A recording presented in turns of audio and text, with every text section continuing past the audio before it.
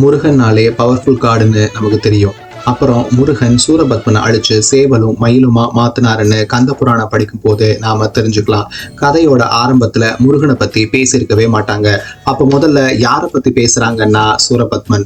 ஆமாங்க, சூரபத்மன் எப்படி பிறந்தா, அவன் தன்னோட தவத்தால எவ்வளவு சாதிச்சான், எவ்வளவு சக்தி அதனால கிடைச்சது, அவனோட படைகள் எவ்வளவு பெருசு, எப்படி ஆண்டாங்க, அப்புறம் அந்த முழு பிரபஞ்சத்தை தாண்டி மல்டிவர்ஸ் அதாவது 1008 அண்டங்களையும் எப்படி ஆட்சி பண்ணாங்க, அது எவ்வளவு சக்தி அவனுக்கு கொடுத்துச்சு அப்படின்னு சூரபத்மனை ரொம்பவே ஓவர் பவர்ஃபுல்லா காமிச்சிருப்பாங்க.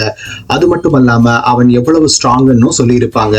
அதை நாம படிக்கிறப்ப அடேங்கப்பா, சூரபத்மனே இவ்வளவு பவர்ஃபுல்லா இருக்கிற பட்சத்துல இவனையே முருகன் கொல்றாருன்னா அப்போ முருகன் எவ்வளவு பவர்ஃபுல்லான கடவுள்னு தெரிஞ்சுக்கோங்க. அப்புறம் சூரபத்மனை பத்தி கந்த புராணத்தை படிக்கிறப்பவே நமக்கே தெரியாம முருகன் மேல ஒரு எக்ஸ்பெக்டேஷன் கிரியேட் ஆயிடும்.